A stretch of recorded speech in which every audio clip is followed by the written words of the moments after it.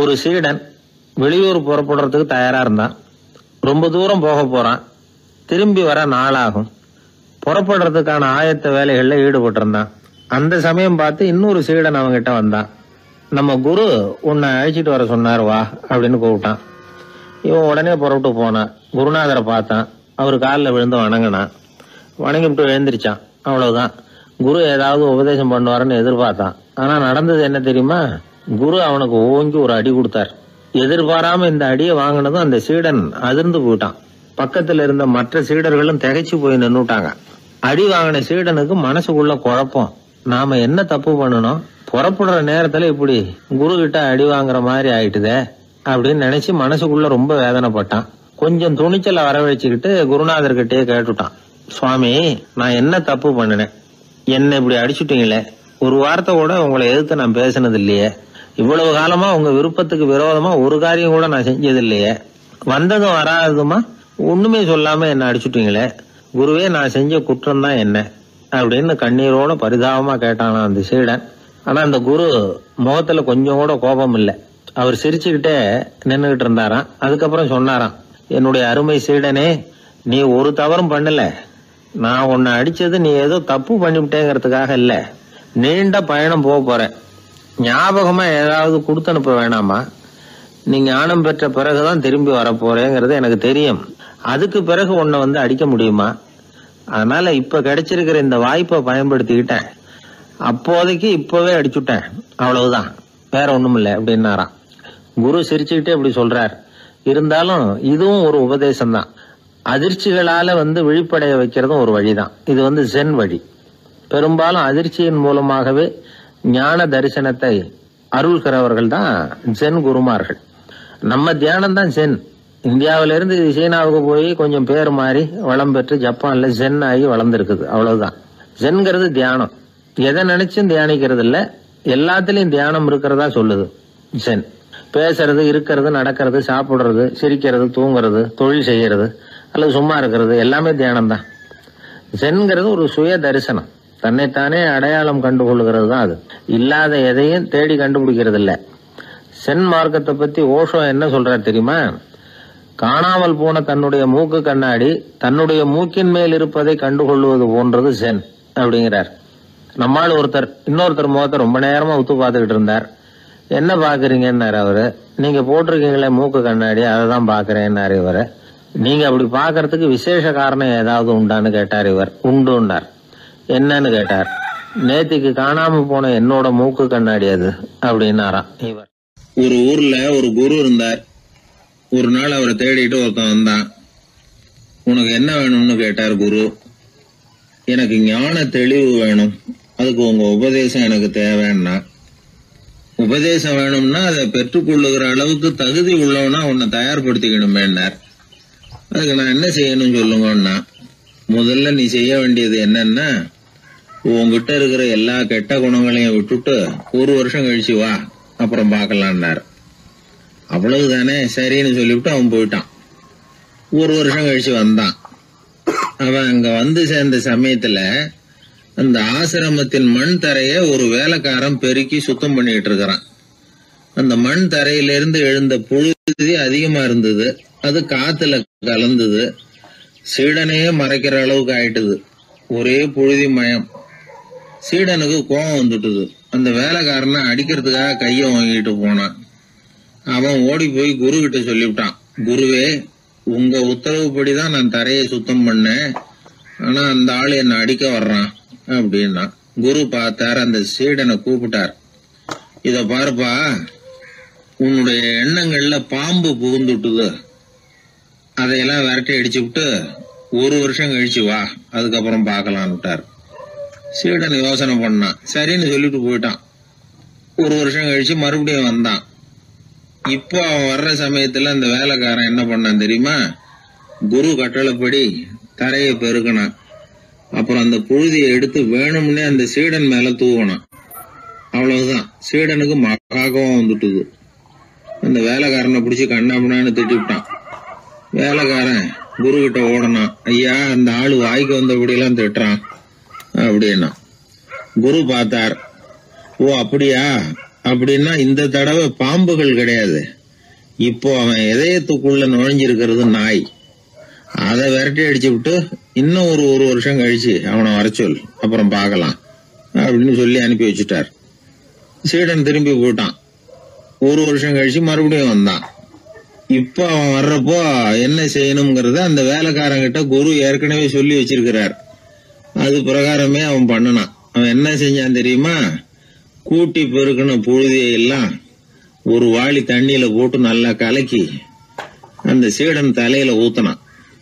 இவ்வளவு செஞ்சும் இந்த தடவை அவனுக்கு கோபமே வரல. அதுக்கு பதிலா அவனை பார்த்து நன்றின்னா. எதுக்கு நன்றி தெரியுமா? எதையும் சகிச்சுக்கிட்டு அமைதியா இருக்கும் குணத்தை கற்றுக்கொள்வதற்கு உதவியா இருந்ததுக்காக அந்த வேலைக்காரனுக்கு நன்றி.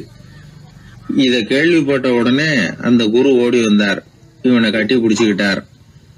இனிமே நான் உனக்கு உபதேசம் பண்ணலாம், அதுக்கான தகுதி உனக்கு வந்துட்டுதுன்னார். இதுல இருந்து என்ன தெரியுது? ஒருத்தர்கிட்ட உபதேசம் வாங்கணும்னா கூட அதுக்குன்னு ஒரு தகுதி நமக்கு தேவைப்படுது. சகிப்புத்தன்மை ஒவ்வொரு மனிதனுக்கும் தேவைதான். இந்த காலத்துல ஒரு குரு, அவரை தேடி ஒருத்தன் வந்தான். குரு அவனை நிமிர்ந்து பார்த்துட்டு சொன்னார், நீ முதல்ல சகிப்புத்தன்மையை வளர்த்துக்கிட்டு அதுக்கப்புறம் என்கிட்ட வாழ்னார். இவன் அவரை நிமிர்ந்து பார்த்துட்டு சொன்னான், குருவே, நான் உங்ககிட்ட வந்திருக்கிறதே சகிப்புத்தன்மையை வளர்த்துக்கிறதுக்காகத்தானே அப்படின்னு. மனுநீதி சோழன் வரலாறு நமக்கு தெரியும். அது மாதிரி நீதி தவறாத ஆட்சியாளர்கள் பல பேர் இருந்திருக்கிறாங்க இந்த உலகத்துல. ஹசரத் உமர் பின் கத்தாப் அப்படின்னு ஒருத்தர், இஸ்லாத்தின் 2வது கலீஃபா இவர். அவருடைய ஆட்சி காலத்துல நடந்த ஒரு நிகழ்ச்சி. இந்த மன்னருக்கு ஒரு மகன், அவர் பேரு அபு ஷஹ்மா. அந்த மிசர் நாட்டு கவர்னர் அமர் பின் நாஸ், அந்த மன்னருடைய மகன் கவர்னர் அவர்களுடைய கவனிப்புல இருந்தார். அந்த சமயத்துல ஒரு நாள் அவர் மதுபானா இருந்தனார். கவர்னருக்கு தெரிஞ்சு போச்சு. அவருக்கு தர்ம சங்கடமா போயிட்டுது. அவர் செஞ்சது மன்னருடைய மகன். கவர்னர் யோசனை பண்ணார். அவர் மெதுவா தன்னுடைய வீட்டுக்கு அழைச்சிட்டு வந்தார். அதிகமா அவரை கஷ்டப்படுத்தாம ஒரு சின்ன தண்டனை கொடுத்து பிரச்சனையை தீர்த்துட்டார். ஏதோ பேருக்கு ஒரு தண்டனை, அவ்வளவுதான். இது நடந்து கொஞ்ச நாள் கழிச்சு மன்னருக்கு இந்த விஷயம் தெரிஞ்சு போச்சு. தன்னுடைய மகன்கிறதுனால கவர்னர் லேசான தண்டனையோட விட்டுட்டார் அப்படிங்கறத புரிஞ்சுக்கிட்டார். உடனே கவர்னருக்கு தகவல் அனுப்பினார். அமர் பின் ஆஸ் அவர்களே, என்னுடைய மகன் மதுபானம் அருந்தி இருக்கிறான், அது உங்களுக்கு தெரிஞ்ச உடனே தண்டனை கொடுத்திருக்கிறீங்க. கலீஃபாவின் மகன்கிற காரணத்தினால குறைவான தண்டனையை கொடுத்ததாக கேள்விப்படுறேன். இது ஷரியத்தின்படி மாபெரும் குற்றம். உங்களுடைய நடத்தையும் மன்னிக்க கூடியதல்ல. இந்த கடிதம் கண்ட உடனே மகன் அபு ஷஹ்மாவை மதீனாவுக்கு அனுப்பி வைக்க வேண்டியது அப்படின்னு கடிதம் எழுதினார். அதை பார்த்தார் கவர்னர். உடனே கலீஃபாவின் மகனை மதீனாவுக்கு அனுப்பி வச்சார். மன்னர் முன்னாடி நீதி விசாரணை நடக்குது. தன்னுடைய மகனுக்கு சவுக்கடி வழங்கும்படியா உத்தரவிடுறார் ஹசரத் உமர் பின் கத்தாப். தண்டனை நிறைவேற்றப்பட்டது. கூடியிருந்தவர்கள் ஐயா கொஞ்சம் கருணை காட்டுங்க அப்படின்னு சொல்லி மன்னர்கிட்ட வேண்டிக்கிட்டாங்களாம். இந்த வேண்டுகோளை மன்னர் ஏத்துக்கல. நீதியின் முன்னால் தந்தை மகன் அன்பு நேசம் உறவு இந்த முறைகளை எல்லாம் கவனிக்க முடியாது. குற்றம் செஞ்சவர் தண்டிக்கப்பட வேண்டியவர், அவர் யாரா இருந்தாலும் சரி அப்படின்னாராம். எல்லா ஆட்சியாளர்களுமே கவனிக்க வேண்டிய ஒரு செய்தி இது. அவர் ஒரு நாள் தன்னுடைய அரசாங்க கணக்கு வழக்குகளை பார்த்துட்டு இருக்கிறார். அந்த சமயத்துல அவரை பார்க்க ஒரு பெரிய மனிதர் வந்தார். இவர் தன்னுடைய சொந்த வேலை காரணமா வந்திருக்கிறார் அப்படிங்கறத அவர் புரிஞ்சுக்கிட்டார். உடனே அது வரைக்கும் எரிஞ்சுகிட்டு இருந்த விளக்க அணைச்சுட்டு இன்னொரு விளக்க ஏற்றி வச்சுக்கிட்டாராம். இந்த செயலுக்கு என்ன காரணம்னு கேட்டிருக்கிறார் வந்தவர். இதுக்கு அவரு சொன்னார், ஐயா, நீங்க வந்த போது இங்க எரிஞ்சுகிட்டு இருந்தது அரசாங்க விளக்கு, இப்ப எரியறது சொந்த விளக்கு. சொந்த விஷயங்களை பேசுறப்போ அரசாங்க பணத்தை செலவு பண்ணக்கூடாது, அதனாலதான் விளக்க மாத்தினேன் அப்படின்னாராம். இப்படிலாம் பல பேர் இந்த உலகத்துல இருந்திருக்கிறாங்க. ஆனா இப்ப எல்லாம் பல பேர் அப்படி இருக்கிறது இல்ல. ஒருத்தர் அப்படிதான் அரசாங்க விஷயங்களை பார்த்துக்கிட்டு உட்கார்ந்து இருக்கிறார். அந்த சமயத்துல ஒரு பெரிய தொழில் அதிபர் அவரை பார்க்க வந்திருக்கிறார். இவரு சடார்னு எழுந்திருச்சு எரிஞ்சுகிட்டு இருந்த விளக்க அணைச்சுட்டார். எங்கும் ஒரே ஏன் விளக்க அணைச்சுட்டீங்கன்னு கேட்டிருக்கிறார் வந்தவர். இங்க நடக்கிறது மத்தவங்க கண்ணுல பற்றக்கூடாது அப்படிங்கறதுக்காக தான் விளக்க அணைச்சேன். நீங்க கொண்டு வந்திருக்கிறத அப்படி ஒரு ஓரமா வச்சுட்டு போடுங்க, அதுக்கப்புறமா விளக்க போட்டு நான் எடுத்துக்கிறேன் அப்படின்னாராம் இவர். ஒரு குழந்தை அம்மா கிட்ட போச்சு, அம்மா என்ன தூக்கிக்க. உடனே அந்த அம்மா அந்த குழந்தைய தூக்கி இடுப்புல வச்சுக்கிறாங்க. எந்த பக்கம் வச்சுக்கிறாங்க? இடது பக்கம். பொதுவா குழந்தைய தூக்குறவங்க யாரும் வலது பக்கம் இடுப்புல வச்சுக்கிறது இல்ல. விவரம் தெரியாத சில ஆம்பளைகளை அப்படி தூக்கி வச்சுக்கிட்டு அலையிறது உண்டு. ரொம்ப காலமாவே குழந்தைகளை இடுப்புல இடது பக்கமா வச்சிருக்கிற பழக்கம் தான் இருந்து வந்திருக்குது. இதுக்கு ஆய்வாளர்கள் என்ன காரணம் சொல்றாங்க தெரியுமா? அப்படி இருந்தாதான் குழந்தை சொல்றத குழந்தை நினைக்கிறத தாயினால நல்லா உணர முடியுதாம். இடது பகுதி ஆட்சி பண்றது குறிப்பா காதின் தலைமையாக இருக்கிறது வலது பக்கம் தான். அதனால தாய் குழந்தைக்கு பதில் சொல்லவோ அது என்ன கேக்குதுங்கிறத சீக்கிரமா புரிஞ்சுக்கிட்டு நடந்துக்கவோ அதுதான் சௌரியம் அப்படின்னு ஆய்வாளர்கள் இதுக்கு காரணம் சொல்றாங்க. இதனால என்ன ஆகுதான், தாய்க்கும் குழந்தைக்கும் நெருக்கம் அதிகமாகுதான், குழந்தைக்கும் பாதுகாப்பு அதிகமா. அது மட்டும் இல்ல, ஒரு தாய் தன்னுடைய குழந்தைய இடுப்புல சுமக்கிறதுனால அவள் நினைக்கிறத அவளோட இதய துடிப்ப குழந்தை உணர்தான். 9 மாதத்துக்கு அதிகமா இருந்த இடம் இல்லையா, அதனால அவளை பத்தி நல்லா அறிந்து கொள்ளுகிற வாய்ப்பும் குழந்தைக்கு கிடைக்குது. நம்ம முன்னோர்கள் ரொம்ப காலத்துக்கு முன்னாடியே வலது கையை பார்க்க ஆரம்பிச்சிட்டாங்களாம். அவங்க பயன்படுத்திய கல் ஆயுதங்கள்லாம் வலது பக்கமா தான் தீட்டப்பட்டிருக்குது. அதுல இருந்து நமக்கு என்ன தெரியுதுன்னா, வலது கையை தான் உபயோகப்படுத்தி இருக்கிறாங்கிறது தெரியுது. இப்படி எல்லாம் இருந்தா கூட இன்னைக்கு நம்மள 10ல் ஒருத்தருக்கு ஒரு பழக்கம் உண்டு, அது இடது கை பழக்கம். ஆனாலும் 2 கைகளும் ஒற்றுமையா இருக்கிறதுக்கு தான் ரொம்பவும் முயற்சி பண்ணுதான். இப்போ வலது கை பழக்கம் உள்ளவங்க பேசுறதுக்கு எழுதுறதுக்கு செயல்படுத்துற தலைமையகம் தலையின் பின்புறம் பிடரியில் இருக்குது. இடது கை பழக்கம் உள்ளவங்களுக்கு மூளையில 2 பக்கங்கள்லயும் தலைமையகம் இருக்குது.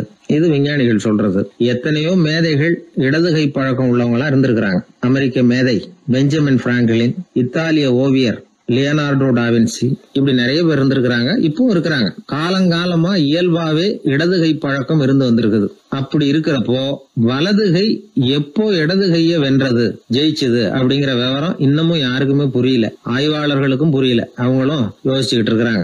உலகம் இடது பக்கமா தான் சுத்துது. வானத்துல இருக்கிற வெள்ளி வீதி, அப்புறம் அணுவுல இருக்கிற துணுக்குகள், உடம்புல இருக்கிற அமினோ அமிலம், இப்படி எல்லாமே இடதுபுறமா தான் இயங்கிட்டு இருக்குது. இவ்வளவு செய்திகள் இடது கைக்கு ஆதரவா இருக்கிறப்போ அது எப்படி வலது கை கிட்ட ஏமாந்தது அப்படிங்கிற ரகசியம் இன்னமும் யாருக்கும் தெரியலையா. இது சம்பந்தமா ஆராய்ச்சி பண்றவங்களுக்கு இது இன்னமும் ஒரு பிரச்சனையா தான் இருக்குதான். இப்படி இடது கை ஒதுங்கிட்டதுனால இப்பெல்லாம் வலது கைக்கு தான் மரியாதை அதிகமா போச்சு. ஒரு ஆசாமி இடது கையில கட்டு போட்டுட்டு வந்தானா, கையில என்னப்பா கட்டுன்னு விசாரிச்சிருக்கிறார் ஒருத்தர். ஒரு இயந்திரத்தை பிரிச்சு ரிப்பேர் பார்த்துக்கிட்டு இருந்தேன், மறுபடியும் அதை ஓட விட்டு பாக்குறப்போ இடது கை விரல் மாட்டிக்கிட்டது, அதுதான் கட்டு அப்படின்னு இருக்கான். நல்ல வேளை வலது கை மாட்டி இருந்தா உன்னால சாப்பிட கூட கஷ்டமா போயிருக்குமே என்னார் அவர்.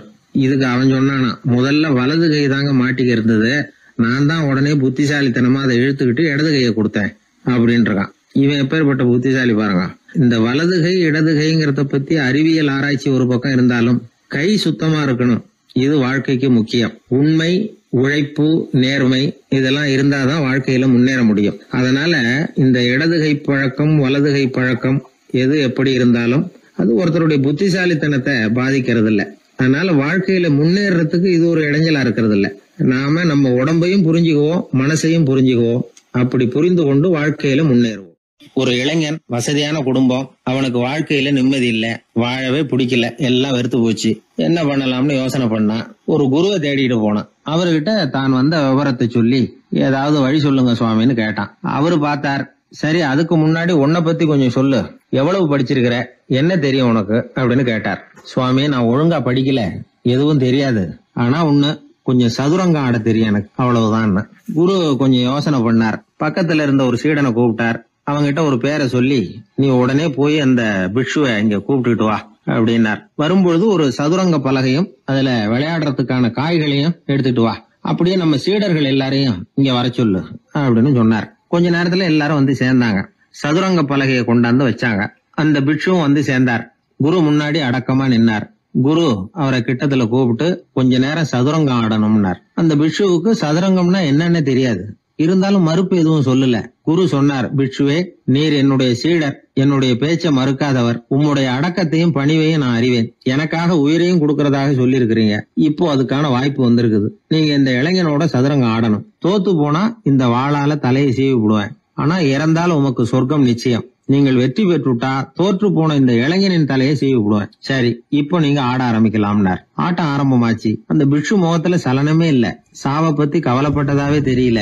எதுவும் புரியலன்னாலும் குருவின் கட்டளைங்கிறதுனால ஏதோ ஒரு காயை நகர்த்திட்டு இருந்தார். சுத்தி இருந்த சீடர்கள் முகத்துல திகில், பயம், பாவம், நம்ம பிக்ஷு நிலைமை இப்படி ஆயிட்டுதே அப்படிங்கிற கவலை. குரு கையில பெரிய வாள் பளபளப்பா தயாரா இருக்குது. பிக்ஷு காயை நகர்த்துறது ஆரம்பத்திலேயே ஆச்சரியமா தெரிஞ்சாலும் அவருக்கு சதுரங்கம் பத்தி எதுவுமே தெரியாதுங்கிறது இளைஞனுக்கு புரிஞ்சு போச்சு. அவனுக்கு உற்சாகம் வந்துட்டது. சுறுசுறுப்பா காய்களை நகர்த்த ஆரம்பிச்சான். பிக்ஷு கொஞ்சம் கொஞ்சமா தோத்துக்கிட்டே வந்தார். சுத்தி இருக்கிற சீடர்கள் முகத்துல சொல்ல முடியாத வேதனை, இளைஞன் முகத்துல மகிழ்ச்சி. நிமிர்ந்து பார்த்தான் எதிரில இருந்த பிட்சுவை. அவர் முகத்தை பார்த்ததும் இவனுக்கு ரொம்ப பாவமா இருந்தது.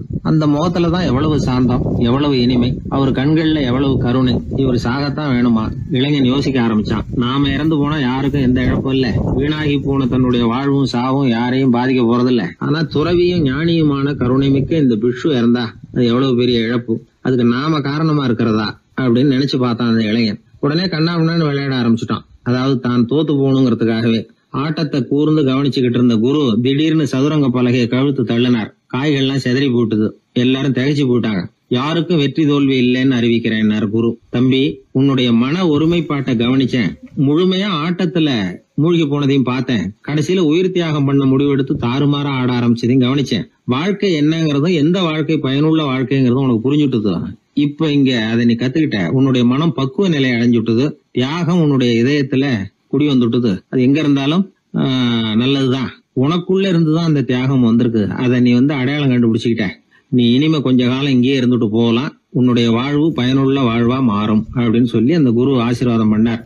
இந்த காலத்திலயும் ஒருத்தர் அது மாதிரி தன்னுடைய வாழ்க்கையை பயனுள்ளதாக ஆக்கிக்கணும்னு ஆசைப்பட்டார். உடனே சதுரங்கம் ஆட ஆரம்பிச்சார். அப்புறம் சீட்டாட ஆரம்பிச்சார். கொஞ்ச நாள் கழிச்சு அவரை பார்த்த நண்பர் ஒருத்தர் கேட்டார், என்னங்க சீட்டாட ஆரம்பிச்ச பிறகு வாழ்க்கை பயனுள்ளதா ஆச்சா அப்படின்னு கேட்டார். ஆச்சுன்னார் அவர். யாருக்கு, உங்களுக்கான்னு கேட்டார். இல்லைங்க, நான் யாரோட ஆடுனோ அவருக்கு வாழ்க்கை பயனுள்ளதா ஆச்சு அப்படின்னு ஒரு விளக்கம் கொடுத்தாராம். அதனால வாழ்க்கைங்கிறது ரொம்ப நுட்பமான ஒன்று. அந்த நுட்பமான வாழ்க்கையை புரிஞ்சுக்கிட்டு அதுக்கப்புறம் அதை பயனுள்ளதாக மாற்றிக்கொள்ள வேண்டியது மனிதர்களுடைய கடமை. விளையாடுறது வழக்கம். மரத்துக்கு அந்த பையன் பேரில் ஒரு பாசம் உண்டாக ஆரம்பிச்சுட்டுது. பையன் அந்த மரத்தில் உள்ள பூக்களை பறிக்கணும், பழங்களை பறிக்கணும்னு ஆசைப்பட்டான். அதுக்காகவே அந்த மரம் தன்னோட கிளைகளை வளைச்சி அவனுக்கு எட்டுற அளவுக்கு தலையை சாய்ச்சி கொடுக்குது. பையன் பூக்களை பறிக்கிறான். மரம் சந்தோஷப்படுது. மரம் அன்பின் அடையாளம். அதனால் அது கொடுக்கறதுல சந்தோஷப்படுது. மனிதன் ஆணவத்தின் அடையாளம். அதனால் இவன் பறிக்கிறதுல சந்தோஷப்படுறான். பையன் வளர்ந்தான். அந்த மரத்தின் மடியிலேயே படுத்து தூங்கினான்.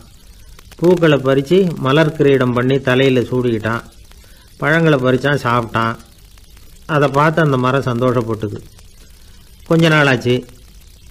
பையன் இன்னும் கொஞ்சம் பெரியவனானான். அந்த மரத்து மேலே ஏறி கிளையில் உட்காந்துக்கிட்டு ஊஞ்சல் ஆட ஆரம்பித்தான். அவனுக்கு சௌகரியத்தை கொடுக்கறதுல மரத்துக்கு ஆனந்தம், மரத்துக்கு அசௌகரியத்தை கொடுக்கறதுல அவனுக்கு ஆனந்தம். இது அன்புக்கும் ஆணவத்துக்கும் உள்ள வித்தியாசம். பையன் இன்னும் கொஞ்சம் வளர்ந்தான். அவனுக்கு கடமை, லட்சியம் எல்லாம் சேர்ந்தது. படித்து பரீட்சை எழுதி பாஸ் ஆக வேண்டியிருந்தது. அதனால் மரத்துக்கிட்ட வர்றதில்லை அவன். ஆனால் மரம் இவனுக்காக காத்துக்கிட்டு இருக்குது. இவன் உலக விஷயங்களில் மூழ்கிட்டான். தற்செயலாக ஒரு நாள் அந்த பக்கமாக போனான். மரம் அவனை பார்த்துது. மறந்துட்டியா என்ன, நான் உன்னை பார்க்கணும்னு ஆவலாக காத்துக்கிட்டு இருக்கேனே அப்படின்னுது. இவன் பார்த்தான். நீ என்ன வச்சிருக்கிற, நான் உங்ககிட்ட ஏன் வரணும், உங்ககிட்ட பணம் இருக்குதா சொல்லு, வர்றேன். ஏன்னா நான் இப்போ பணத்தை தான் தேடிக்கிட்டு இருக்கிறேன் அப்படின்னா. உனக்கு பணம் தானே வேணும், என்னுடைய பழங்களை பறிச்சுக்கோ, அதையெல்லாம் விற்பனை பண்ணு, பணம் கிடைக்கும் அப்படின்னுது அந்த மரம். உடனே இவன் மரத்தில் ஏறினா, பழங்களை பறித்தான். பழுக்காத காய்களையும் சேர்த்து பறித்தான். தன்னோட கிளை கொம்புகள் உடைஞ்சா கூட அதுக்காக அந்த மரம் கவலைப்படலை, சந்தோஷப்பட்டுது. இவன் பழங்களை பொறுக்கிட்டு அந்த மரத்துக்கு ஒரு நன்றி கூட சொல்லாமல் அவன் பாட்டுக்கு போட்டான். அதுக்கப்புறம் அந்த பக்கமே திரும்பலை. பணம் சம்பாதிக்கிறதுலேயே குறியாக இருந்தான். மரத்துக்கு மறுபடியும் வருத்தம், அவன் வரலையேன்னு. பல வருஷம் கழித்து அவன் வந்தான். வா மகனே, என்னை கட்டி பிடிச்சிக்கொண்டுது அந்த மரம். நான் என்ன இன்னமும் சின்ன பிள்ளையா உன்னை கட்டி பிடிச்சிக்கிறதுக்கு அப்படின்னா அவன். நான் இப்போ ஒரு வீடு கட்ட போகிறேன், அதுக்கு உன்னால் உதவ முடியுமா அப்படின்னா. என்னுடைய கிளைகளை வெட்டிக்கோ அப்படின்னுது மரம். கொஞ்ச நேரத்தில் மரத்தை அப்படியே மொட்டை அடிச்சுட்டான். மறுபடியும் கொஞ்ச காலம் கழிச்சு அந்த மனுஷன் வயசாகி ரொம்ப கிழவனாக போட்டான் அவன். அதுக்கப்புறம் வந்தான். நான் தூர தேசங்களுக்கு போய் பணம் சம்பாதிக்கணும்னு ஆசைப்படுறேன். நான் பிரயாணம் பண்ணுறதுக்கு ஒரு படகு தேவை, அதுக்கு நீ உதவி செய்ய முடியுமான்னா. அது ஒன்றும் பெரிய பிரச்சனை இல்லை, என்னுடைய அடிமரத்தை வெட்டிக்கோன்னுது அந்த மரம். அவன் வெட்டினான், படகு செஞ்சான், போயிட்டான். இனிமேல் திரும்பி வருவானோ மாட்டானோ அது தெரியாது. ஆனால் இந்த அடிமரம் அவனுக்காக காத்துக்கிட்டு இருக்கும். ஏன்னா இது அன்பின் அடையாளம், அவன் ஆணவத்தின் அடையாளம். அன்பு கொடுக்கறதுக்கு தான் ஆசைப்படும், ஆணவம் வாங்கிறதுக்கு தான் ஆசைப்படும். இப்படி ஒரு கதையை ஒரு பெரியவர் சொல்லியிருக்கிறார். அதை நாம் சிந்திச்சு பார்க்கணும். எல்லாமே நாற்காலிக்கு ஆசைப்படாதவர்கள் அப்படின்னு சொல்லிட முடியாது. ஏன்னா நிறைய பேர் நாற்காலிக்கு ஆசைப்படுறவங்கள நாம் பார்க்குறோம். உட்கார்றதுக்கு ஒரு நாற்காலி கிடச்சிடாதா, அதோட ஒரு கால் உடஞ்சி முக்காலியாக இருந்தாலும் பரவாயில்ல, ஒரு மாதிரியாக அனுசரித்து உட்காந்துக்கலாம் அப்படின்னு அலையிறவங்க எத்தனை பேர்? இந்த காலத்தில் மட்டும்தான் அப்படின்னு இல்லை, அந்த காலத்துலேயும் இதே மாதிரி ஆசைகள் சபலங்கள் இருந்திருக்கும் போல இருக்குது. பரமசிவன் வசிஷ்டருக்கு ஒரு விசேஷமான ஆசனத்தை கொடுத்துருந்தாராம். சரி, அப்படி என்ன அதில் விசேஷம்னா, வசிஷ்டர் ஒரு குறிப்பிட்ட இடத்துக்கு போகணும்னு நினச்சி புறப்படுறாருன்னு வச்சுக்கோங்க. அவருக்கு முன்னாடியே இந்த ஆசனம் புறப்பட்டுரும். போய் ஒரு வசதியான இடமா பார்த்து இருந்துக்கும். வசிஷ்டர் போவார். அங்கே போனதும் எங்கே உட்காரலாம்ங்கிற இட பிரச்சனையெல்லாம் அவருக்கு ஏற்படுறதில்ல. அதுதான் இவருடைய இருக்கை அங்கே முன்னாடியே போய் காத்துக்கிட்டு இருக்குதே. நேராக போவார், அதில் உட்காந்துக்குவார். மற்ற முனிவர்கள்லாம் இதை பார்த்தாங்க. அவங்களுக்கு பொறாமையாக இருந்து தான் எல்லோரும் ஒரு இடத்துல கூடி இதை பற்றி பேசியிருக்கிறாங்க. என்ன இது, நாமளும் அவரை மாதிரி தானே இருக்கிறோம், இருந்தாலும் நமக்கும் அது மாதிரி ஒரு ஆசனம் கிடைக்கலையே அப்படின்னு யோசனை பண்ணியிருக்காங்க. சரி, நேராக பரமசிவன்கிட்டே போவோம், இதை பற்றி கேட்போம் அப்படின்னு நினச்சிக்கிட்டு போனாங்களாம். பரமசிவனை பார்த்துருக்குறாங்க. ஐயா, நாங்களும் முனிவர்கள் தானே, வசிஷ்டர் பண்ணுறது மாதிரி நாங்களும் உங்களை குறித்து கடும் தவம் பண்ணிக்கிட்டு தானே இருக்கிறோம். அப்படி இருக்கும்பொழுது அவருக்கு மட்டும் ஏன் இந்த விசேஷ சலுகை அப்படின்னு கேட்டிருக்காங்க. அதுக்கு பரமசிவன் சொன்னாராம், முனிவர்களே, உங்கள் கேள்விக்கு நான் பதில் சொல்கிறேன், ஆனால் அதுக்கு முன்னாடி நீங்கள் ஒரு காரியம் பண்ணணும்னாராம். என்ன செய்யணும் சொல்லுங்கன்றிருக்காங்க. நீங்கள் ஒவ்வொருத்தரும் தனித்தனியாக போய் உங்களை விட உயர்ந்த ஒருத்தரை தேடி கண்டுபிடிச்சி அவருக்கு அதிதி பூஜை பண்ணி அவரை ஒரு மண்டலத்துக்குள்ளே என்கிட்ட அழைச்சிட்டு வந்துருங்க அப்படின்னாராம். சரின்னு எல்லோரும் புறப்பட்டுருக்காங்க. அவங்க போனதுக்கப்புறம் நந்தி தேவனை அழைச்சி வசிஷ்டரை கூப்பிட்டுக்கிட்டு வர சொன்னாராம். அவர் வந்தார், வணங்கினார். வசிஷ்டரே, இன்னையிலேருந்து ஒரு மண்டலத்துக்குள்ளே உங்களை விட தாழ்ந்தவர் ஒருத்தரை தேடி கண்டுபிடிச்சி அவருக்கு அதிதி பூஜை பண்ணி அவரை என்கிட்ட கூப்பிட்டுட்டு வாங்கன்னு விட்டார். சரின்னு இவரும் புறப்பட்டு போயிட்டார். கொஞ்ச நாள் ஆச்சு. முனிவர்கள்லாம் திரும்பி வந்தாங்க. பரமசிவன் முன்னாடி நின்னாங்க. ஐயா, எவ்வளவோ தேடி பார்த்துட்டோம், எங்களை விட உயர்ந்தவர்கள் யாருமே கிடைக்கல அப்படின்னாங்களாம்.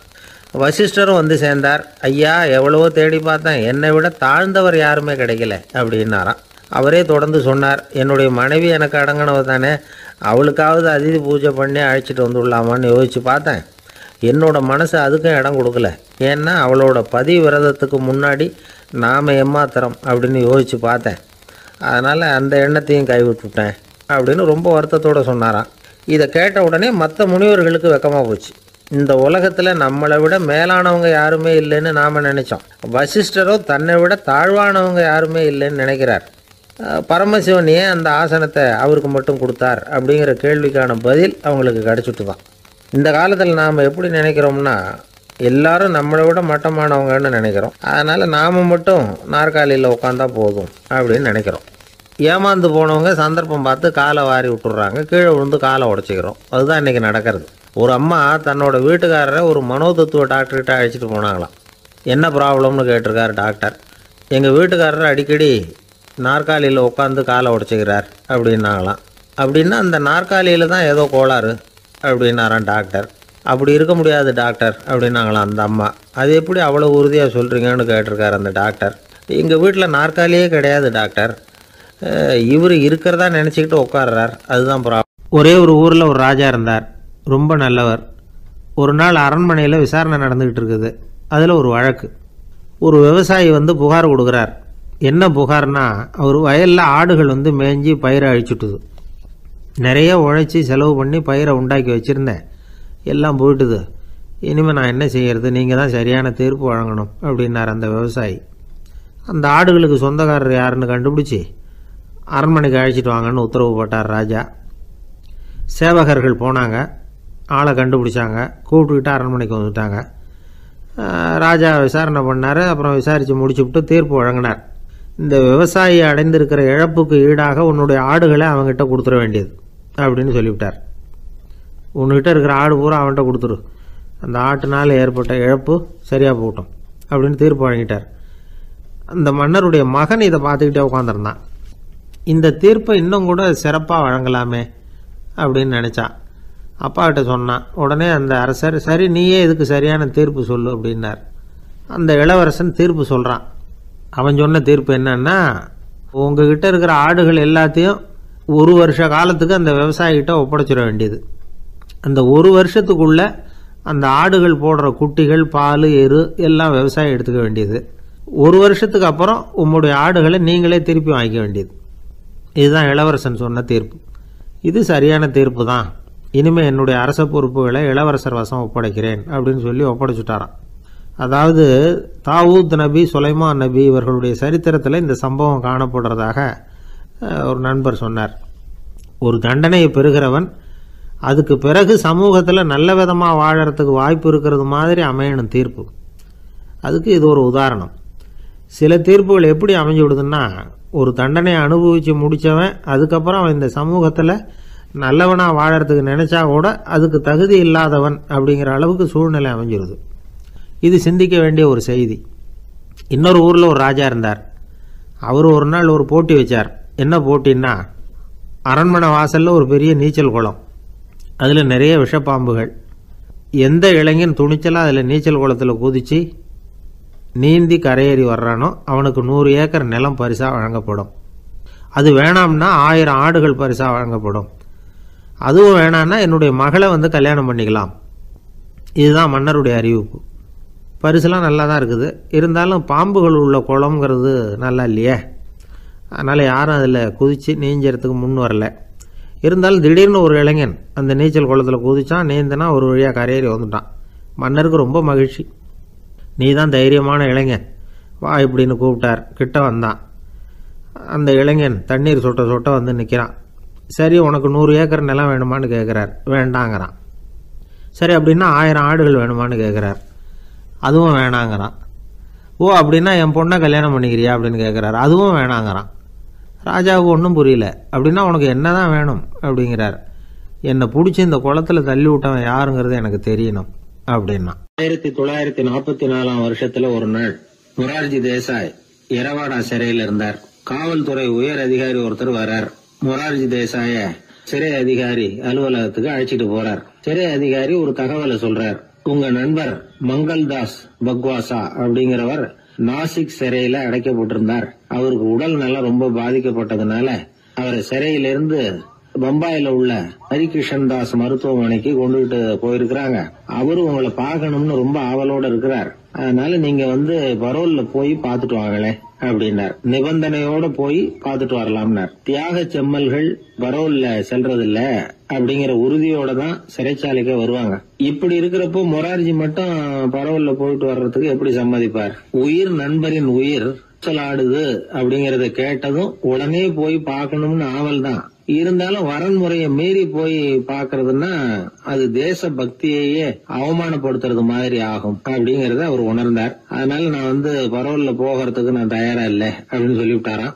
நண்பருடைய கடைசி ஆசைய நிறைவேற்றுறது உங்க கடமை இல்லையா அப்படின்னு கேட்டிருக்காரு சிறை அதிகாரி. கடமை தான், அதே சமயம் என்னுடைய கடமையை காப்பாத்துறதும் முக்கியமாச்சே அப்படின்னாரா இவர். அதுக்கப்புறம் அந்த அதிகாரி நிபந்தனை இல்லாமலே மொரார்ஜியை வந்து வெளியில அனுப்புறதுக்கு சம்மதிச்சாராம். அப்படி இருந்தும் மற்ற நண்பர்களை கலந்துகிட்டு தான் மொரார்ஜி வெளியில புறப்பட்டாராம். பம்பாய்க்கு போனார். படுக்கையில நண்பரை சந்திச்சார். அவர் ரொம்ப மோசமான நிலைமையில இருந்தார். உடல்நிலை கவலைக்கிடம்னு தான் டாக்டர்களும் சொன்னாங்க. மங்கள்தாஸ், இனி எனக்கு வாழ்க்கையில என்ன இருக்கு, நான் இறந்து விடுறதே மேலுன்னாராம். மொரார்ஜிக்கு ரொம்ப வருத்தமா போச்சு. மங்கள்தாஸ் இல்லத்துல இருந்த சமயத்துலதான் மொரார்ஜிய கைது பண்ணாங்களாம். அந்த அதிர்ச்சி தான் மங்கள்தாஸ ரொம்ப பாதிச்சிருக்கு அப்படிங்கறத அவர் புரிஞ்சுக்கிட்டார். இத பாருங்க, விடுதலை போராட்டத்துல ஈடுபடுறவங்களை கைது பண்றதும் சிறையில அடைக்கிறதும் சகஜம் தானே. அன்னைக்கு உங்க வீட்டுல இருந்தப்போ நான் கைது செய்யப்படலைன்னாலும் இன்னொரு இடத்துல நான் கைது செய்யப்பட்டுதான் இருப்பேன். அதனால அதை பத்தி நீங்க ஏன் வேதனைப்படணும்? நீங்க தைரியமா உறுதியா இருக்கணும். அது மட்டும் இல்ல, அது வரைக்கும் மருந்தே சாப்பிடாம இருந்த மங்கள்தாஸ மருந்து சாப்பிட வச்சாராம். 2 நாள் அவர் பக்கத்திலே இருந்தார். அதுக்கப்புறம் பெரிய டாக்டரை பார்த்து மங்கள்தாஸ் உடல் நலம் சம்பந்தமா விசாரிச்சார். இப்ப பரவாயில்ல, தேறி இருக்கிறார். எப்படி இருந்தாலும் இன்னும் ஒரு 6 மாசம் தான் அவர் உயிரோட இருப்பார் அப்படின்னு சொல்லிவிட்டாரு டாக்டர். ஆனா அதுக்கப்புறம் நடந்தது என்ன தெரியுமா? மங்கள்தாஸ் அதுக்கப்புறம் 25 வருஷம் சௌக்கியமா இருந்தாராம். இவர் 6 மாசம் தான் இருப்பாருன்னு சொன்ன அந்த டாக்டர் 6 மாசத்துல ஒரு எதிர்பாராத விபத்துல சிக்கி இறந்து போனாராம். 6 மாசம்னு டாக்டர் போட்ட கணக்கு சரிதான், ஆனா இடம் தான் மாறி போச்சு. ஒரு திருடன் ஒரு வீட்டுல போய் திருடணும்னு திட்டம் போட்டான். இருட்டுனதும் போய் திருடணும். ஆனா ராத்திரி ஆனா வாசல் கதவை சாத்தி உள்பக்கம் தாழ்பால் போட்டுருவாங்களே, என்ன பண்றது, எப்படி வீட்டுக்குள்ள போறது? இவன் யோசனை பண்ண ஒரு முடிவுக்கு வந்தான். சரி, பகல் நேரத்திலேயே யாருக்கும் தெரியாம இந்த வீட்டுக்குள்ள நுழைஞ்சிருவோம். அங்க போய் எங்கேயாவது ஒளிஞ்சுக்குவோம், இருட்டுற வரைக்கும் பேசாம இருப்போம், ராத்திரி எல்லாரும் தூங்கினதுக்கு அப்புறம் நைஸா போய் பீரோவை திறந்து இருக்கிறது பூரா எடுத்துக்கிட்டு ஓடியாந்துடலாம் அப்படின்னு திட்டம் போட்டான். அதே மாதிரி ஒரு நாள் மத்தியானத்துக்கு மேல அந்த வீட்டுக்காரன் எங்கேயோ வெளியில புறப்பட்டு போனான். வீட்டுக்கார அம்மா அடுப்பங்கரையில என்னமோ சமைச்சுக்கிட்டு இருந்தாங்க. திருடன் பார்த்தான், இதுதான் சமயம்னு அந்த வீட்டுக்குள்ள மெதுவா நுழைஞ்சிட்டான். எங்க ஒளியலாம்னு பார்த்தா வலது பக்கம் ஒரு ரூம் இருந்தது. அங்க போனான். அங்க ஒரு படுக்கை அறை, அங்க ஒரு பெரிய கட்டில் இருந்தது. அதுக்கு அடியில போய் பதுங்கிட்டான். இருட்டுனது நம்ம வேலையை ஆரம்பிக்கலாம், அது வரைக்கும் பொறுமையா இருக்கணும் அப்படின்னு சொல்லி பேசாம வாயை மூடிட்டு கம்முன்னு இருக்கிறான். ரொம்ப நேரம் கழிச்சு வெளியில போயிருந்த வீட்டுக்காரன் திரும்பி வந்தான், சாப்பிட்டான், லைட்டை நிறுத்தி விட்டு படுத்துட்டான். அந்த அம்மாவும் வேலையெல்லாம் முடிச்சுட்டு வந்து படுத்துட்டாங்க. நடு ராத்திரி, விடி விளக்கு லேசா எரிஞ்சுக்கிட்டு இருக்கு. வீட்டுக்காரன் லேசா கண்ணை முழிச்சான். கட்லுக்கு நேரா எதிரில ஒரு கண்ணாடி, அதுல பாக்குறான் கட்லுக்கு கீழே ஒரு திருடன் ஒளிஞ்சு இருக்கிறது தெரிஞ்சு போச்சு. உடனே அவன் திருடன் திருடன்னு சத்தம் போடல, யோசனை பண்ணான். மேஜையில இருக்கிற கத்தி எடுத்து கையில வச்சுக்குவோமா அப்படின்னு யோசனை பண்ணான். இந்த சந்தர்ப்பத்துல கத்தியை உபயோகப்படுத்துறதை விட புத்தியை உபயோகப்படுத்துறது தான் சாமர்த்தியம் அப்படின்னு நினைச்சான். உடனே அது பிரகாரம் செயல்பட ஆரம்பிச்சிட்டான். என்ன பண்ணான் தெரியுமா? எதையும் வெளியில காட்டிக்காம ரொம்ப சர்வசாதாரணமா தன்னுடைய மனைவி கிட்ட பேச ஆரம்பிச்சான். மனைவியும் புத்திசாலி, அதனால அவங்களுக்கு தெரியும். அவங்களும் வீட்டுக்காரர் கேட்ட கேள்விக்கு பொருத்தமா பதில் சொல்ல ஆரம்பிச்சாங்க. இவன் கேட்டான், இந்த பாரு, நமக்கு குழந்தை பிறந்தா அதுக்கு கிருஷ்ணமூர்த்தின்னு தான் பேர் வைக்கணும் அப்படின்னா. அதெல்லாம் முடியாது. ஆம்பளை பிள்ளையா இருந்தா ஏகாம்பரம், பொம்பளை பிள்ளையா இருந்தா பங்கஜவல்லி, இதுதான் அவங்க மாமனார் மாமியார் பேர், அதுதான் வைக்கணும் அப்படின்னாங்க அந்த அம்மா. அதெல்லாம் முடியாது, நான் முடிவு பண்ணிவிட்டேன் கிருஷ்ணமூர்த்தின்னு கத்தனா அவன். இல்ல ஏகாம்பரம் பங்கஜவல்லின்றது இந்த அம்மா. வாதம் முத்தி போச்சு. கிருஷ்ணமூர்த்தி கிருஷ்ணமூர்த்தி கிருஷ்ணமூர்த்தின்னா அவன், ஏகாம்பரம் பங்கஜவல்லி ஏகாம்பரம் பங்கஜவல்லின்னு இவங்க கத்துறாங்க. ஒரே சத்தமா போச்சு. இத கேட்டதும் பக்கத்து வீட்டுல இருந்தவங்க, எழுத்த வீட்டுல இருந்தவங்க எல்லாம் எழுந்திரிச்சு ஓடி வந்து இவங்க வீட்டு கதவை தட்ட ஆரம்பிச்சுட்டாங்க. தட தடன்னு. இவன் சாவகாசமா எழுந்திரிச்சு போய் கதவை திறந்தான். என்னங்க இந்த ராத்திரி வேலையில எங்களை எல்லாம் ஏன் கூப்பிட்டீங்க, யாருக்கு என்ன ஆச்சு அப்படின்னு கேட்டாங்க. கேட்டது யாருன்னா பக்கத்து வீட்டு கிருஷ்ணமூர்த்தி, எழுத்த வீட்டு ஏகாம்பரம் பங்கஜவல்லி எல்லாரும். அடடே, உங்களை கூப்பிடலீங்க, குழந்தைக்கு பேர் வைக்கிறது சம்பந்தமா எங்களுக்குள்ள சண்டை வந்துட்டுது, அதுதான் விஷயம். வேணும்னா ஏதாவது கட்டிலுக்கு அடியில ஒளிஞ்சிட்டு இருக்கிறானே ஒருத்தன், அவனை கூட கேட்டு பாருங்க, அவன் தான் இதுக்கு சாட்சி அப்படிங்கிறான் அந்த ஆளு. உடனே எல்லாரும் விஷயத்தை புரிஞ்சுக்கிட்டு திருடனை பிடிச்சி போலீஸ்ல ஒப்படைச்சிட்டாங்களாம். நெருக்கடியான நேரங்கள்ல பதறாம புத்திசாலித்தனமா செயல்படணுங்கிறத தெரிஞ்சுக்கிறதுக்காக இந்த கதை. புத்திசாலித்தனமா செயல்படுற ஒரு குடும்ப தலைவி இருக்காங்க. அவங்க என்ன செய்வாங்க தெரியுமா? எல்லாரும் ராத்திரியானா வீட்டை உள்பக்கமா பூட்டி விட்டு தானே படுப்பாங்க. ஆனா அந்த அம்மா என்ன பண்ணுவாங்கன்னா வீட்டை வெளிப்பக்கமா ஒரு பூட்டு போட்டு பூட்டி விடுவாங்க. எழுத்த வீட்டுக்காரங்க கிட்ட சொல்லி தினமும் இப்படி பூட்டி விட சொல்றது பழக்கம். ஏங்க அப்படி செய்யறீங்க, திருடன் சுலபமா உள்ளே வந்துடக்கூடாதுங்கிறதுக்காகவா அப்படின்னு கேட்டாங்க. இல்லைங்க, சுலபமா வெளியில போயிடக்கூடாதுங்கிறதுக்காக அப்படின்னாங்க. என்னங்க சொல்றீங்க அப்படின்னு கேட்டாங்க. ஆமாங்க, இவருக்கு அந்த பழக்கம் உண்டு அப்படின்னு தன்னுடைய வீட்டுக்காரரை காட்டினாங்க. பக்கத்து வீடுகள் பத்திரமா இருக்கணுங்கிறதுக்காக தன்னுடைய வீட்டை பூட்டி வைக்கிறது ஒரு பெரிய விஷயம் தானே. ஒரு வயதான குரு சாய்வு நாற்காலியில உட்கார்ந்திருந்தார். ஒரு ஆள் அவரை தேடிட்டு வந்தான். வந்து அவர் முன்னாடி நின்னா, ஐயா, நான் உங்களுக்கு சீடனா ஆயிடலாம்னு நினைக்கிறேன் அப்படின்னா. அந்த குரு நிமிந்து பார்த்தார். இத பாருப்பா, அது அவ்வளவு சுலபமான வேலை இல்ல. அப்படியா சொல்றீங்க அப்படின்னா. ஆமா, நீ ஒரு சீடனா ஆகணும்னா உன்னுடைய அகங்காரத்தை எல்லாம் விட்டுடணும், தியானத்துல முழுமையா ஈடுபடணும், இது மாதிரி இன்னும் பல காரியங்களை ஒழுங்கா செய்யணும், ஒரு ஈடுபாட்டோட செய்யணும். அது மட்டும் இல்ல, இதெல்லாம் தொடர்ந்து நீண்ட நாட்களுக்கு செய்ய வேண்டி இருக்கும். அப்படி உன்னால முடியுமா அப்படின்னார். வந்தவன் யோசிக்க ஆரம்பிச்சான். சீடனாகிறதுலேயே இவ்வளவு சிரமம் இருக்குங்கிறது அவனுக்கு தெரியாது. யோசிச்சுக்கிட்டே அந்த குருவை பார்த்தான். அவர் சாய்வு நாற்காலியில இருந்த நிலைமைய பார்த்தான். சரிங்க சுவாமி, சீடனாகிறது இவ்வளவு கஷ்டம்னா அது வேணாம், அதுக்கு பதிலா உங்களை மாதிரி ஒரு குருவா ஆயிடுறேனே அப்படின்னா. குரு சிரிச்சார். நீ சொல்றது சரிதான், குருவாகிறது சுலபமான வேலைதான் அப்படின்னார். இதை கேட்டதும் அந்த ஆளுக்கு ஏகப்பட்ட சந்தோஷம். கஷ்டப்படாம குருவாயிடலாம் போல இருக்குதே அப்படின்னு கணக்கு போட்டான். பிறகு அந்த குரு சொன்னார், நீ குருவாயிட்டா பல சீடர்களுக்கு தலைவனா ஆகணும், அவங்கள வழி நடத்தி செல்லணும். அது கஷ்டமாச்சே. ஏன்னா பல பேர் கோவப்படுறவங்களா இருப்பாங்க, சில சமயம் சண்டை கூட போட்டுக்குவாங்க, சொல்றத கேட்க மாட்டாங்க, பணிவு இருக்காது. இப்படிப்பட்டவங்களை எல்லாம் சமாளிக்கிறதுங்கிறது ரொம்ப ஆபத்தான விஷயமாச்சேன்னார். என்ன சுவாமி, இப்ப கொஞ்ச நேரத்துக்கு முன்னாடி தானே சொன்னீங்க குருவா ஆகிறது சுலபம்னு அப்படின்னா. ஆமா, அது சரிதான். இப்ப என்னையே பாரு, நான் எவ்வளவு ஓய்வா இருக்கிறேன். ஆனா ஒண்ணு, ஒருத்தன் பல சீடர்களை வந்து வழி நடத்தி செல்லணும், அல்லது ஒரு சீடன் ஆயிடணும். இப்படி ரெண்டுல ஒண்ணு ஆனாதான் நல்லது அப்படின்னாரு அவரு. அவன் இப்போ ரொம்ப குழம்பி போயிட்டான்.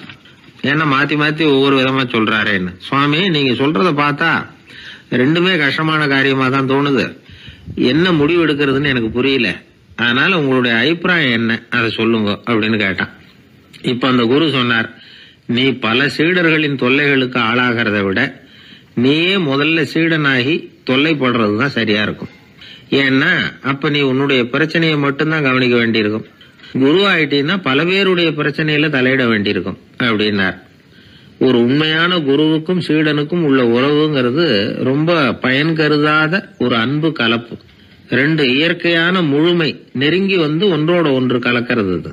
நீங்க கேள்வி கேட்டா எப்படி அது முழுமை இருக்க முடியும்? அதுல முழுமைங்கிறது ஒரு அமைதியான நிலை. இந்த காலத்து குரு சீடர்கள்லாம் வேற மாதிரி. ஒரு குரு தன் சீடன் கிட்ட சொன்னார், இந்த பாருப்பா, நீ இந்த உலகத்துல எதுக்கும் பிரயோஜனப்பட மாட்ட, பன்றி மேய்க்கிறது கூட லாயக்கில்லை அப்படின்னார். அப்படின்னா ஒண்ணு செய்யறேன் அப்படின்னா சீடன். என்ன பண்ணுவேன்னு கேட்டிருக்காரு குரு. உங்களை மாதிரியே ஒரு குருவாயிடுறனே அப்படின்னானா அந்த சீடன். பத்திரிகையில வர்ற செய்திகளை கூட நகைச்சுவையா சொல்றது உண்டு. அதாவது அதை நேரடியா சொன்னா வானொலியில அனுமதிக்க மாட்டாங்க சில விஷயங்களை.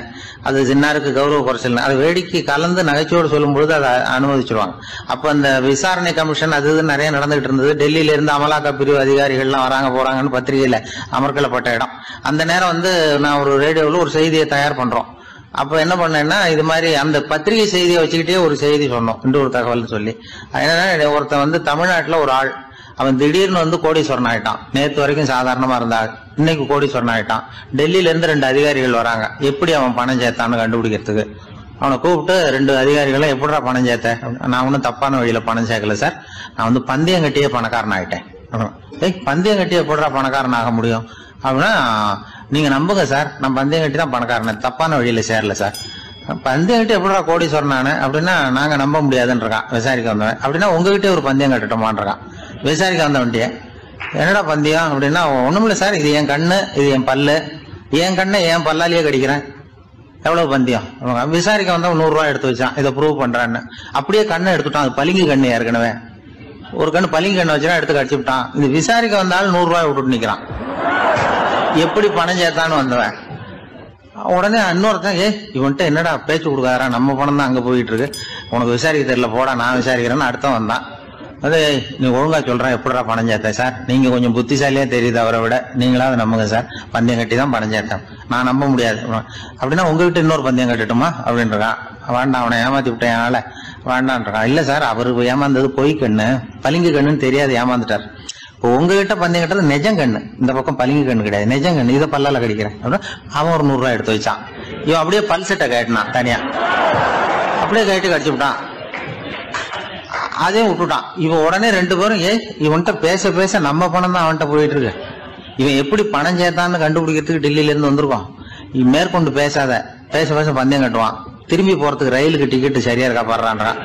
அவன் கரெக்டா எண்ணி பார்த்து கரெக்டா இருக்குப்பா, மேற்கொண்டு பேசாத, அவன்கிட்ட நம்ம போயிடுவோம், போய் நம்ம அதிகாரிகிட்ட சொல்லிடுவோம்னு சொல்லி போயிட்டு வரேன் சார் அப்படின்னு சொல்லிட்டு மரியாதை போயிட்டாங்க. போய் டெல்லியில பெரிய அதிகாரிகிட்ட போய், சார் அவன்கிட்ட வந்து விசாரிச்சு பார்த்தோம் சார், தமிழ்நாட்டுல பந்தயம் கட்டி தான் பணம் சேர்த்தேன்னு சாதிக்கிறான், எங்ககிட்ட ஒரு 200 ரூபாய் வாங்கிட்டான் சார் அப்படின்னு. அவருக்கு கோவம் வந்துட்டுது. இந்தியாவுக்கே தலைமை அதிகாரி, இதுக்காகவாடா நீங்க இருக்கீங்க, எத்தனை பேர் இருக்கீங்க உங்களை மாதிரி ஜூனியர் ஆபீசர்ஸ் நம்ம ஆபீஸ்ல இந்தியா பூரா விசாரிக்கிறதுக்கு அப்படின்னா 30 பேர் இருக்கோம் சார். 30 பேருக்கு அனுபவம் பத்தாது, நான் இந்தியாவுக்கே தலைமை அதிகாரி, அனுபவம் ஜாஸ்தி, உங்களுக்கு ட்ரைனிங் கொடுக்கணும் எப்படி ஒருத்தரை விசாரிக்கிறதுன்னு. 30 பேரும் ஒரு ரூம்ல வந்து உட்காருங்க, ஒரு ஆள் போய் அந்த ஆளை தமிழ்நாட்டுல இருந்து நீங்க கூப்பிட்டுட்டு வா, வர்ற வரைக்கும் அவன்கிட்ட பேசாதீங்க, பந்தயம் கட்டுவான், மெதுவா கொண்டு வந்து நிறுத்து அப்படின்னா ஒரு ஆள் வந்து ஸ்பெஷலா கூப்பிட்டு போட்டான். இது மாதிரி மேடையில நிறுத்திவிட்டு ஒரு தலைமை அதிகாரி 30 ஜூனியர் அதிகாரிகள் அவங்களுக்கு பயிற்சி கொடுக்குறார். இவனை பார்த்து, ஒழுங்கா சொல்லு, எப்படி பணம் சேர்த்த, நான் இந்தியாவுக்கே தலைமை அதிகாரி, என்கிட்ட உண்மையை ஒத்துக்கிட்டீங்கன்னா உன்னை அப்ரூவர் ஆக்கிடுவேன் அல்லது தண்டனையை குறைப்பேன், அந்த அதிகாரம்லாம் என்கிட்ட உண்டு, ஒழுங்கா சொல்லு அப்படிங்கிறார். அவர், சார் நீங்க இந்தியாவுக்கே தலைமை அதிகாரி, அனுபவம் ஜாஸ்தி, நீங்களாவது நம்புங்க சார், நான் பந்தயம் கட்டி தான் பணம் சேர்த்தேங்கிறான். இங்கேயே வந்து இப்படி சாதிக்கிறேன், உன்னை நம்ப முடியாதரா அப்படின்னா உங்ககிட்ட ஒரு பந்தயம் கட்டட்டுமா நானா அவர்கிட்ட போய், வேணாண்டா என் ஆளை ஏமாத்தி விட்டேன் அப்படின்னா, இல்ல சார் அவங்க ஏமாந்தது என் உடம்ப பத்தின ரகசியம், என் கண்ணு பளிங்கு கண்ணுன்னு தெரியாது, நான் பல்செட்டு கட்டியிருந்தது தெரியாது, ஏமாந்துட்டாங்க, இப்ப நான் உங்ககிட்ட கட்டுற பந்தயம் உங்க உடம்ப பத்தின ரகசியம், என் உடம்புல என்னடா ரகசியம்? முதுகுல உங்க முதுகுல 1 ரூபா அகலத்துக்கு கருப்பா ஒரு மச்சம் இருக்கு, உண்டா இல்லையானா? இல்லேன்னு தெரியும் அவருக்கு. இல்லடா நேத்து வரைக்கும் இல்ல சார், இப்ப இருக்குது மச்சம் அப்படின்னு உடனே 100 ரூபாய் எடுத்து வச்சார் அவர் தலைமை அதிகாரி. ஒரு 100 ரூபாய் வச்சு சட்டையை கட்டி காட்டுறாரு, மச்சம் இல்ல. இவன் தோத்துட்டான், இங்கிருந்து போனவன். உடனே 200 ரூபாய் எடுத்து வச்சுக்கிட்டு, தோழர்களே இப்படிதான் ஒருத்தரை விசாரிக்கணும், என்கிட்ட இவன் ஏமாந்துட்டான் பாருங்க, துருவி துருவி விசாரிக்கிறதுன்னு சொல்றாங்களே இதுதான் அப்படின்னு விளக்கம் கொடுத்தாரு. அப்போ இவன் மெதுவா ஆரம்பிச்சானா, சார் இந்த பந்தயத்துல உங்களுக்கு 200 ரூபாய் லாபம், ஆனா இதே பந்தயத்துல எனக்கு 2900 ரூபாய் லாபம் சார் அப்படின்றான். என்னடா பண்ண அப்படின்னு கேட்டிருக்காரு. உங்களுக்கு தெரியாம இந்த 30 பேர்கிட்டையும் தனித்தனியா ஒரு பந்தயம் கட்டியிருக்கேன். 30 பேர்கிட்ட என்னடா பந்தயம் கட்டினேன்? ஒண்ணும் இல்ல சார், உங்க எல்லாரும் முன்னாடியும் உங்க மேலதிகாரியை சட்டையை கேட்ட வைக்கிறேன், உங்களுக்கு பந்தயம் கட்டினேன். போயிட்டு பூரா எனக்கு 2900 ரூபாய் லாபம். அவரு பார்த்தா அதிர்ச்சி ஆயிட்டாரு. தலைமை சார் நீங்க போங்க சார் அப்படின்னு சொல்லி ஒரு ஆளை கொண்டு போய், சாரை கொண்டு போய் மரியாதையா பக்கத்து ரூம்ல விட்டாங்க. இனிமே அவர்கிட்ட யாரும் பேசாதீங்க வாங்கன்னு சொல்லிவிட்டு, அதுக்கப்புறம் தோழர்களே இவர் பேச ஆரம்பிச்சார். தோழர்களே இனிமே யாரும் தமிழ்நாட்டு பக்கம் விசாரிக்க போகாதீங்க. நீங்க யாராவது போறதுன்னா மத்திய பிரதேசம், உத்தரப்பிரதேசம், இப்படி எத்தனையோ பிரதேசம் இருக்கு, போயிட்டு வாங்க. தமிழ்நாட்டுக்கு மட்டும் போகாதீங்க, ஏன்னா அங்க போனா நம்ம பணத்துக்கு ஆபத்து வந்துருது அப்படின்னு சொன்னாருன்னு இந்த கதையை ரேடியோவில் சொன்னேன். இந்த கதையை உண்மை சம்பவமா சொன்னா அனுமதிச்சிருக்க மாட்டாங்க. இந்த நகைச்சுவைக்கு உள்ள மரியாதை என்னன்னா, அது ஒரு கதை மாதிரி உண்டு பண்ணி இப்படி சொன்னதும், இதுல என்ன என்னுடைய விசேஷம்னா, இந்த ஸ்கிரிப்டை வாங்கிட்டு வர சொல்லி மந்திரியினுடைய பிஏ வந்தார். ஒரு மந்திரி அப்ப இருந்தவர், அவர் பிஏ அடிக்கடி வருவார். வந்து இந்த போன நேற்று முந்தா நாள் ரேடியோவில் சொன்ன அந்த இன்னொரு தகவல் காப்பி ஒண்ணு வாங்கிட்டு வா அப்படி இப்படின்னு கூப்பிடுவார். மேடையில பேசுறதுக்கு எங்களுக்கு தேவை, உபயோகப்படும்னு கேட்பார். அவரு இந்த நிகழ்ச்சி வந்தப்போ உடனே அன்னைக்கு வந்துட்டார் அந்த பிஏ. இன்னைக்கு காலையில சொன்னீங்களே சார், மந்திரி கேட்கிறாரு மேடையில பேசுறதுக்கு அப்படின்னு. நான் அப்பதான் ஆச்சரியப்பட்டேன். பாருங்க, இந்த நகைச்சுவைக்கு உள்ள மரியாதை. அவரே கேட்கிறார், சொல்லப்பட்டதே அவரை பத்தி தாங்கிறது தெரியாம அவரே எப்படி சொல்ல. அதுதான் சிரிப்புக்குள்ள மரியாதைங்கிறது. அது யாரை பத்தி சொல்றோமோ அவருக்கு தெரியாம கூட சொல்லலாம் அதை. அப்படி இது உண்மையில நடந்த சம்பவம். அந்த அமைச்சர் இப்ப இல்ல, உயிரோட எல்லாம் இருந்து வாங்கிட்டு இருந்தார். கிராமத்துல ஒருத்தன் தன்னுடைய நகங்களை வெட்டிக்கிட்டு இருந்தான். வெட்டி முடிச்சதும் ஒரு வயசானவர் அவனை பார்த்து, அதெல்லாம் அடுத்தவன் கண்ணில் படுறது மாதிரி போட்டுறாதப்பா, ஆபத்துன்னார். என்ன ஆபத்துன்னு கேட்டான் இவன். எவனாவது பில்லி சூனியம் வைக்கிறவன் எடுத்துட்டு போயிட போறான் அப்படின்னாரு அவர். வேண்டாத ஒருத்தனுக்கு ஏதாவது கெடுதல் பண்ணணும்னா உடனே மந்திரவாதியை தேடி போறது உண்டு. மந்திரவாதி என்ன பண்ணுவாருன்னா, யாருக்கு சூன்யம் வைக்கணுமோ அவனோட காலடி மண்ணு, முடி, நகம் இதையெல்லாம் அவனுக்கு தெரியாம எடுத்துட்டு வா அப்படிம்பார். இது மட்டும் இல்ல, அழுக்கு துணி, வேறு மனித உருவம் மாதிரி செய்யப்பட்ட பொம்மை, இதையெல்லாம் கூட மந்திரவாதிகள் பயன்படுத்துறது உண்டு. இதெல்லாம் ஏமாத்து வேலை. மனிதனுடைய முடி, நகம் இதெல்லாம் வெட்ட வெட்ட வளருது இல்லையா, அதனால அதுக்குள்ள உயிர் இருக்கிறதாக ஆதி மனிதர்கள் நம்பி இருப்பாங்க. அதனால மனுஷங்கிட்ட இருந்து அதெல்லாம் பிரிக்கப்பட்ட பிறகும் கூட அதுகளுக்கும் அந்த மனுஷனுக்கும் தொடர்பு இருக்கிறதாக அவங்க நம்பினாங்க. அந்த நம்பிக்கை தொடர்ந்து அதோட விளைவாதான் இன்னைக்கு மந்திரவாதிகள் நகத்தையும் முடியையும் எடுக்கிறாங்க. அந்த நகத்துக்கும் முடிக்கும் ஒரு பாதிப்பு உண்டாக்குனா அது சம்பந்தப்பட்டவனுக்கு போய் சேரும் அப்படிங்கறது அவங்க நினைப்பு. அவ்வளவுதான் விஷயம். இது மாதிரி நம்பிக்கைகள் தான் இன்னைக்கு நகம், முடி இதையெல்லாம் மற்றவங்க கண்ணில் படும்படி போடக்கூடாது அப்படிங்கிற வழக்கத்தை உண்டாக்கி விட்டுது. ஒருத்தர் பேரு என்னன்னு கேட்டு தெரிஞ்சுட்டு போய் அந்த பேரை வச்சு அவனோட ராசி பலனை கணிச்சு அவனுக்கு ஏற்பட இருக்கிற கெட்ட நேரத்துல அவனுக்கு சூன்யம் வச்சா அது உடனே பலிக்கும் அப்படின்னு ஒரு நம்பிக்கை. அது மட்டும் இல்ல, சூன்ய தகட்டுல பேரை எழுதி புதைக்கிறதும் உண்டு. இதனாலதான் பெண்கள் கணவன் பேரை சொல்லாத பழக்கம் ஏற்பட்டுதான். அதாவது பேரை கேட்டுக்கிட்டு போய் ஏதாவது கெடுதல் பண்ணிவிட்டா என்ன பண்றது அப்படிங்கிற பயம். அப்படி ஆரம்பிச்ச பழக்கம்தான் இன்னைக்கு ஏதோ மரியாதைக்காக கணவன் பேரை பிறர் முன்னிலையில சொல்றது இல்ல அப்படிங்கறது மாதிரி ஆயிட்டுது. மந்திரவாதிகள் நம்ம ஊர்ல மட்டும்தான் இருக்கிறாங்கன்னு நினைக்காதீங்க, உலகம் பூரா உண்டு. பிசி தீவில் வாழக்கூடிய மக்கள் என்ன செய்வாங்களாம் தெரியுமா? இது மாதிரி மாந்திரீகம், செய்வன, பில்லி, சூனியம் இதெல்லாம் தங்களை பாதிக்காம இருக்கிறதுக்காக வீட்டை சுத்தி அகழி வெட்டி அதுல தண்ணீரை நிரப்பி வச்சிருவாங்களாம்.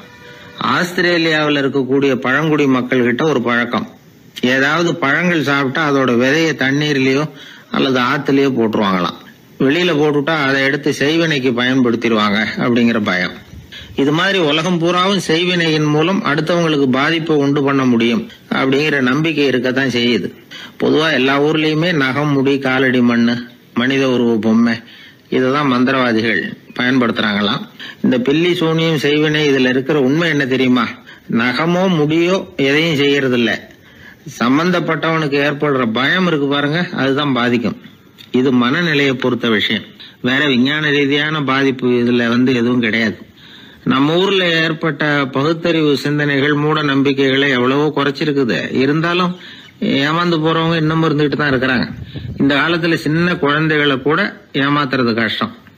ஒரு குழந்தை கேட்டுதான், ஏன்பா பிரார்த்தனை பண்ணுனா நமக்கு எல்லாம் கிடைக்குமா அப்படின்னு தான். ஓ கிடைக்குமே அப்படின்னாராம் அப்பா. நீ வச்சிருக்கிறிய பேனா அது கூட கிடைக்குமா அப்படின்னு கேட்டுதான் குழந்தை. ஓ கிடைக்கும் அப்படின்னாராம். அப்படின்னா நீ வச்சிருக்கிற பேனாவை என்கிட்ட கொடுத்துரு, அதுக்கப்புறம் நீ பிரார்த்தனை பண்ணி வேற ஒரு பேனாவை வாங்கிக்கோ அப்படின்னு தான் அந்த சின்ன குழந்தை. ஒரு ராஜா இருந்தார். அவர் ஒரு பெரிய கோயில் கட்டினார். பல ஊர்கள்ல இருந்து சிற்பிகள்லாம் கொண்டுகிட்டு வந்தார். அழகழகா சிற்பங்களை செய்ய சொன்னார். ஊர்ல உள்ள ஜனங்களும் கோயில் கட்டுறதுக்கு அவங்களால முடிஞ்ச உதவியை செஞ்சாங்க. ராத்திரி பகலா வேலை நடக்குது. கோயில் கொஞ்சம் கொஞ்சமா வசந்துகிட்டே வந்துட்டுது. அந்த ஊர்ல ஒரு வயசான அம்மா இருந்தாங்க, ரொம்ப ஏழை. அவங்களுக்கு மனசுக்குள்ள ஒரு உறுத்தல், இந்த ஊர்ல எல்லாரும் இந்த கோவில் கட்டுறதுக்கு அவங்களால முடிஞ்ச உதவியை பண்ணிட்டு இருக்கிறாங்க, நம்மளால ஒன்றும் பண்ண முடியலையே அப்படின்னு நினைச்சு கவலைப்பட்டாங்க. அவங்களுக்கு மனசு கேட்கல, ஏதாவது செய்யணும் நம்மளால முடிஞ்சது அப்படின்னு யோசனை பண்ணாங்க. நல்ல வெயில் நேரத்துல சிற்பிகள்லாம் ரொம்ப சிரமப்பட்டு சிலை வடிச்சுக்கிட்டு இருக்கிறாங்கல்ல, அவங்களுக்கு அந்த நேரம் தாகம் எடுக்குமே, அதனால சிரமப்பட்டு ஒரு குடத்துல தண்ணியை எடுத்துக்கிட்டு அதை இடுப்புல வச்சுக்கிட்டு மெதுவா கொண்டுகிட்டு அங்க போறது அப்படின்னு முடிவு பண்ணிட்டு அந்த அம்மா போச்சு. அங்க போய் வேலை செய்யறவங்களுக்கு தாகம் எடுக்கிற போலாம் ஒரு கோவலையில தண்ணியை எடுத்து கொடுத்துக்கிட்டு இருக்கிறது. இப்படியே பண்ண ஆரம்பிச்சுட்டு அந்த அம்மா. ஏதோ அந்த அம்மாவால முடிஞ்ச ஒரு சின்ன உதவி அது. இப்படி கொஞ்சம் கொஞ்சமா வேலை நடந்தது. கோபுரம் வசந்தது, எல்லா வேலையும் முடிஞ்சது. இனிமே கடைசியா கற்ப கிரகத்தின் மேல விமானம் அமைக்க வேண்டியதுதான் பாக்கி. அந்த வேலையும் ஆரம்பமாச்சு. அந்த சிற்பிகள்லயே அனுபவசாலியான ஒருத்தர் இந்த அம்மாவை தேடிட்டு வந்தார். பாட்டி, உங்ககிட்ட இருக்கிற ஏதாவது ஒரு பொருளை கொடுங்க, அந்த விமானத்துல வைக்கலாம் அப்படின்னு நாங்க நினைக்கிறோம் அப்படின்னார். இந்த அம்மாவுக்கு ஒன்றும் புரியல. ஏதாவது இருந்தாவில கொடுக்கலாம், எதுவும் இல்லையே, என்ன பண்றது யோசனை பண்ணாங்க. இத பாருப்பா, என்கிட்ட என்ன இருக்கு, இந்த வாசப்படியில கிடக்குது, இந்த கல்லு தான் இருக்குது, வேணும்னா இத எடுத்துட்டு போங்க அப்படின்னாங்க. உடனே அந்த கல்லை பேத்து எடுத்துட்டு போயிட்டாங்க அவங்க. அங்க போய் பார்த்தா என்ன ஆச்சரியம், அந்த விமானத்து உச்சியில கலசங்களை அமைக்கிறதுக்கான பிரம்ம எந்திரத்தை மூடுற கருங்கல் ஒண்ணு தேவையா இருந்தது. இவங்க எடுத்துட்டு போன கல்லு அதுக்கு ரொம்ப பொருத்தமா அமைஞ்சு போச்சு. ஏதோ அதுக்காகவே அளவெடுத்து செஞ்சது மாதிரி அமைஞ்சுட்டுது. அந்த கல்லையே அங்க அப்படியே பதிச்சுட்டாங்க. ஒரு வழியா கோவிலை கட்டி முடிச்சாங்க. அடுத்தது கும்பாபிஷேகம். அதுவும் ரொம்ப சிறப்பா கோலாகலமா நடந்து முடிஞ்சது. இவ்வளவையும் பார்த்த அந்த ராஜாவுக்கு மனசுக்குள்ள ரொம்ப பெருமையா இருந்தது.